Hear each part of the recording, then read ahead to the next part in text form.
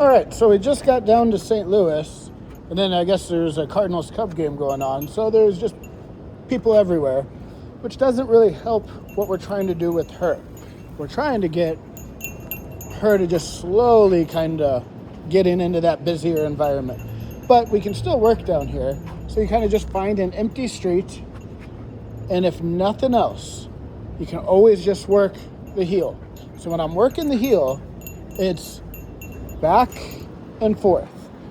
We'll just walk. We're just trying to develop this rhythm. This is how we've developed the rhythm at Home Depot and everywhere else we've went to the park. But it's just sink her into this rhythm of walking by me.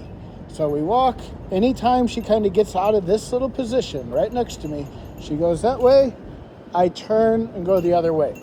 So whenever I teach a heel, there's kind of 4 rules to the leash. So anytime a dog's ever on a leash with me, the idea would be you always stay on the left side. If you're not on the left side, I'm maneuvering you back to the left side as fast as we can. Rule 2 would be I always turn away. So if she's on the left, I'm making a right-hand turn. If she's on the right, I'm making a left-hand turn, and I'm always turning away from her. So I just never turn into her. I always turn away. Rule 3 would be I use as much food as I need to keep her wanting to be here.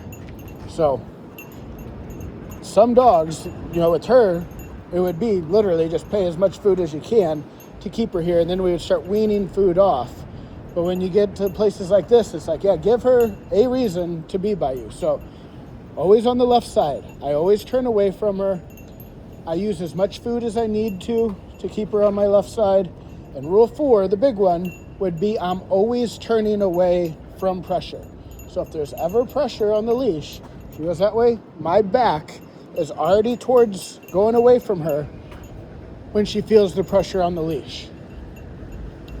So I want it to be as if I didn't even know we're connected.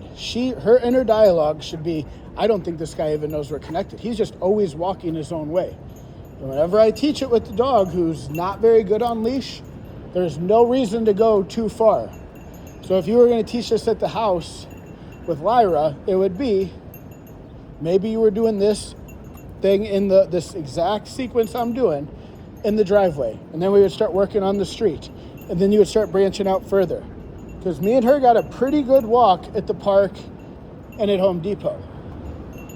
But here in downtown St. Louis, she gets pretty nervous. Most dogs do the first few times come into the city.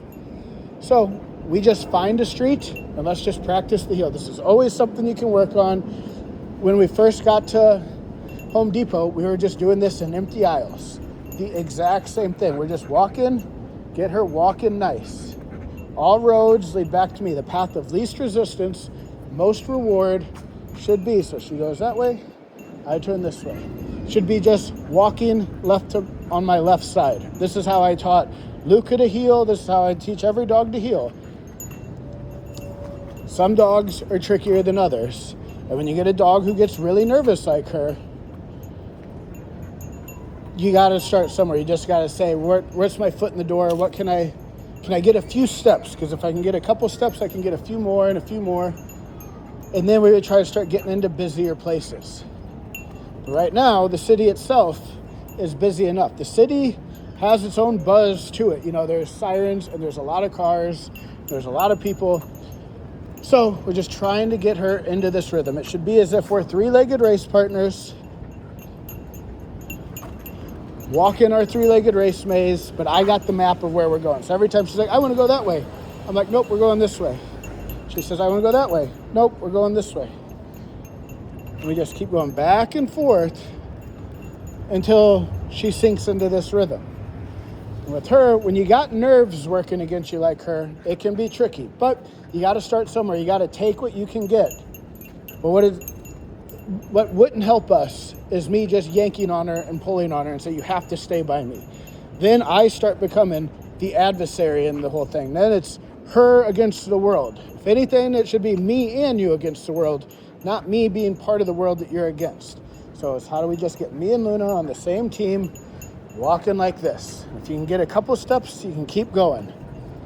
And just rebuild this rhythm that we had. We got a pretty good one at Home Depot and at the park. But you add in the city and it's a whole new ball game. And so that's what we're doing today is we're going to just keep walking this, and then we're probably going to leave here and go to a park and go somewhere a little less crazy, because there's like a million people walking up to the stadium right now, just a block that way and a block behind us. They all seem to be. So we'll just keep doing this, and we'll see you guys tomorrow.